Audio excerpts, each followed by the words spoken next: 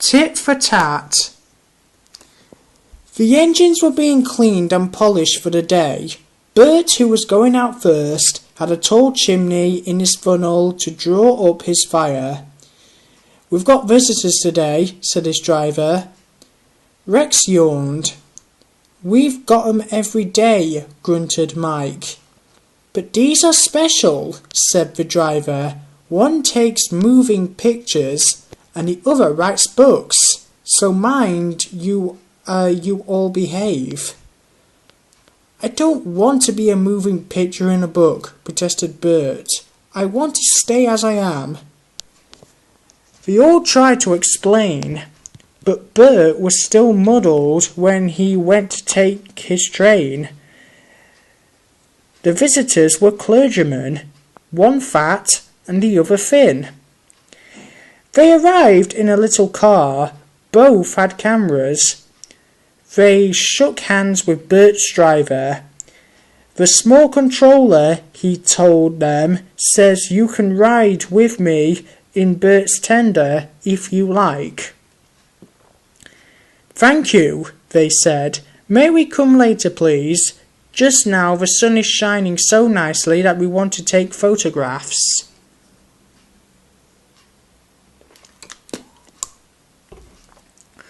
Then they asked Bert his name and told him how smart he looked. These visitors, he thought, do at least know how to speak to engines. He puffed away, feeling happier. Wherever the line came near the road, level crossings, bridges, stations, there were two clergymen were squinting into their cameras. Bert found this rather upsetting. "They might wave at an engine," he complained. "They can't wave and get good pictures," said his driver, but Bert didn't understand. He thought they were being unfriendly. "Poop, poop!"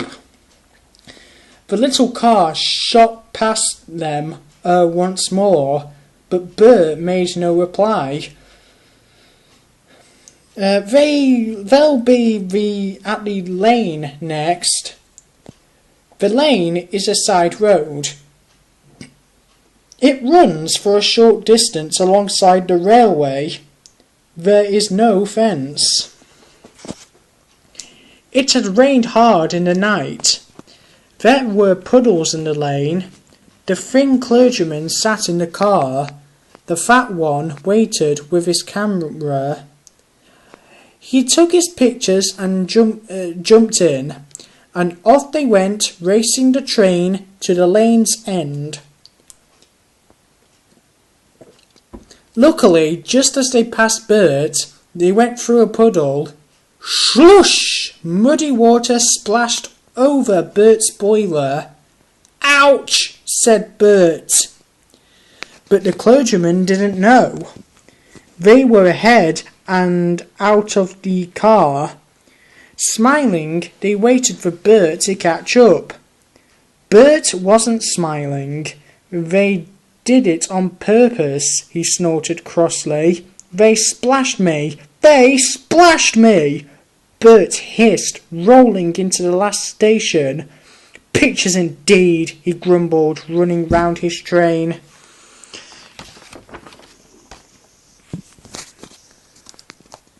"I'm a nice picture, covered in mud," he sizzled crossly when the fat clergyman sat in his tender for the journey back. "Driver oughtn't to allow him after what he's done." Suddenly he stopped, sizzling, and let off steam. Whoosh! "I know," he thought, "how to pay the fat one out. It's a lovely plan. I only wish the thin one was here too," he said, but he said it to himself. Bert ran nicely till they reached the woods. The line climbs steeply here. Bert usually rushes the hill. This time he deliberately dawdled. "Come on," said his driver, giving him full steam. This was just what Bert wanted. "Tit for tat, tit for tat," he shouted, storming up the slope. Rain-soaked branches met close overhead. Bert's blast, shooting straight up, shook them wildly. Showers of water fell on clergyman and driver. Their soaking did not stop till they had topped the rise, and steam could be reduced for the downward run. The small controller soon found out what had happened.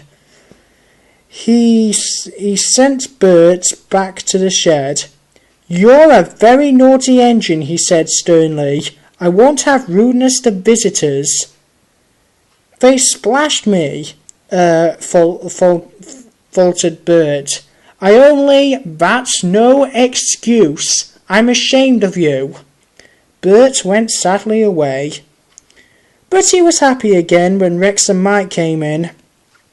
"Those visitors are nice," he told them. "They came and said sorry, and I said sorry too.